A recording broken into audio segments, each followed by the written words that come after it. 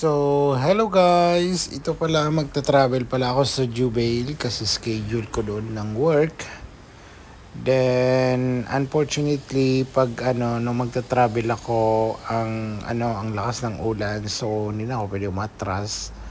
So, naggasolina ako yan, tapos kung makikita nyo, ang tuli ng mga sasakyan, kahit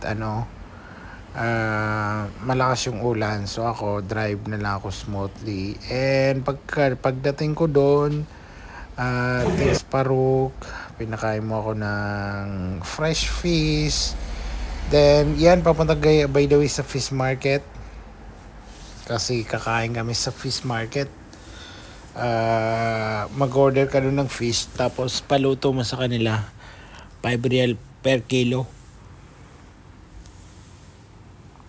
Then yan, naglakad-lakad kami doon nung dumating na yung mga kaibigan namin from Riyadh. Diyan kami nag-spend ng hanggang kinabukasan, I think 4 p.m. in the morning.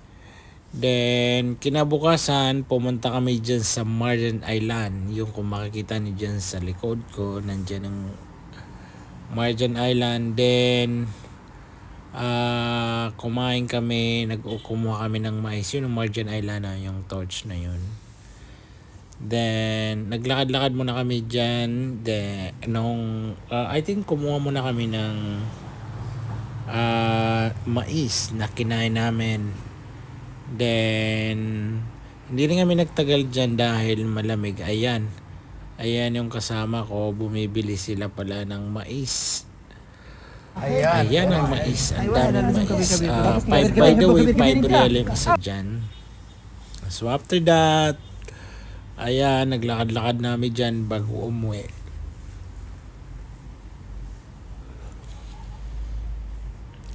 Then iyan ang kanyang view. I think nasa taas ako niyan. Then iyan ang view ng Marjan Island kung hindi pa kayo nakapunta. Ayan pala yung torch na yun, yung iconic nila na view or yung famous place na nakalagay sa mga brochure or visit sightseeing. Then napansin ko pala yung na yan while nakaparking ako, yung pusa na yan. I don't know kung ano ginagawa niya dyan sa sasakyan ko or never mind na lang. So binidyohan ko. Then pagdating ko sa bahay, nag-ayos-ayos ako. So ito yung aking room. Mayroon akong Windows laptop, MacBook, yung kama ko na queen. Then meron pala akong binili na lagyan ng mga damit doon.